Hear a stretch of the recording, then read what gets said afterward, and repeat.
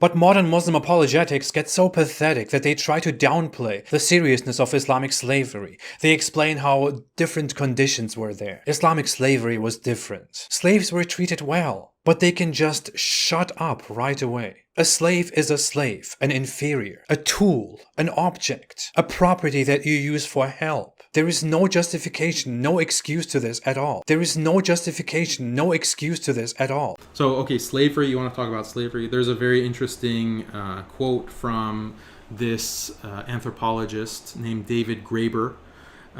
He wrote a book called Debt, a 5,000-year history.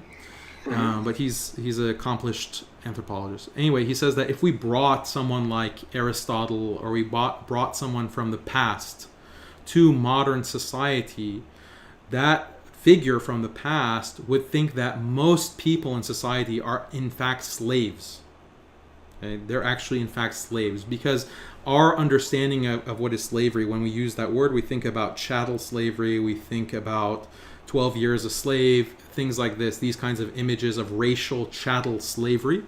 And this is actually not historically universal. That's in America's history of transatlantic slavery. But most slavery in history did not look like that. In fact, every civilization, without exception, practiced slavery and slave labor within history, including Europe and so forth, with feudalism and transatlantic slavery, as I mentioned.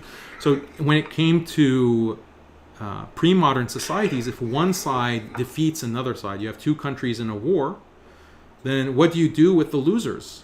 What does the losing side do? You either slaughter them or you enslave them. You can't just let them go and return, because they're going to be angry, they're going to reproduce, get stronger, and then come and pose a threat, an existential threat. I agree. Okay, so that's something that had to be the case in pre-modern societies, and their slavery was the slavery of Islam was not racially based. It was based on prisoners of war. In fact, Islam limited the avenues of entrance into slavery, and Islam was very good at integrating these conquered people into Muslim society, where the slave class ended up becoming very powerful and very knowledgeable, educated Muslims within overall Muslim society, because the Islamic state, Islamic law was not based on race, it was based on belief, as we discussed already. So, but the liberal mind has a problem with this idea of owning a person, right? Would you say that's the case? Because at the end of the day, okay, Islam treated slaves great and nice. That doesn't address the fundamental moral problem with slavery, according to the liberal mind. According to the liberal mind, ownership. It doesn't matter if the slave is living the life, an opulent life, but as long as he's owned, that is the problem.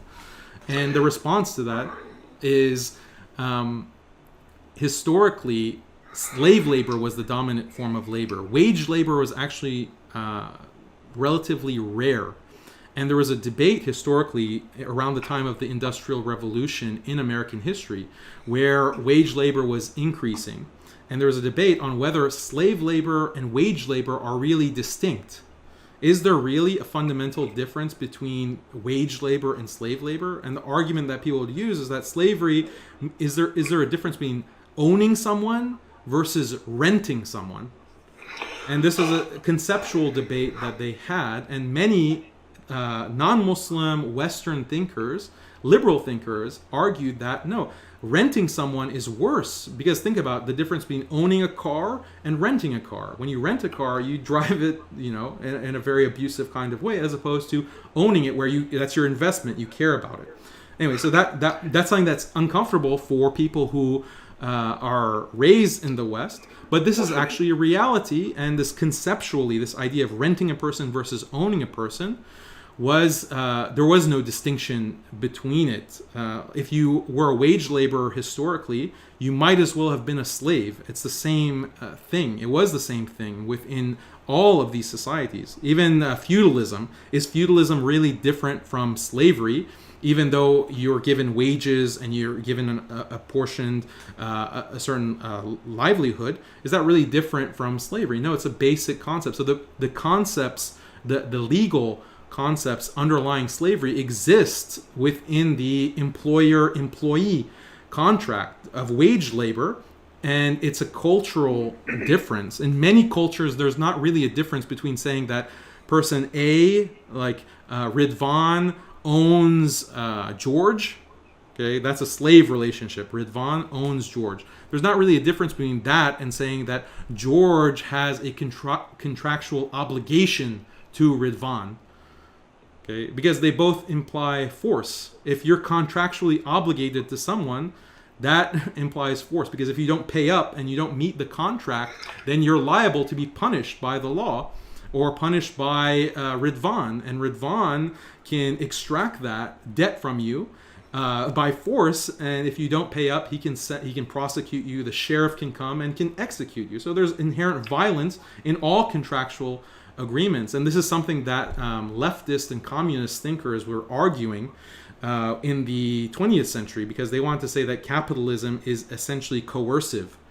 Capitalism is no different than slavery, and so you have this entire communist, leftist, Marxist tradition of arguing that capitalism is really fundamentally no different than slavery. So these are things that we can analyze and talk about at great length, but these are some of the ideas that we should pursue in our hunger for truth. Because I completely agree that slavery is an essential part of human history. For example, you would think that that I will come with one of these typical imbecile objections, and will think, oh, slavery is evil. How dare people enslave people in history? How dare the Confederates do this and Muhammad do this and do that? No, I don't think like that at all. I think that slavery is completely historically, logically justified.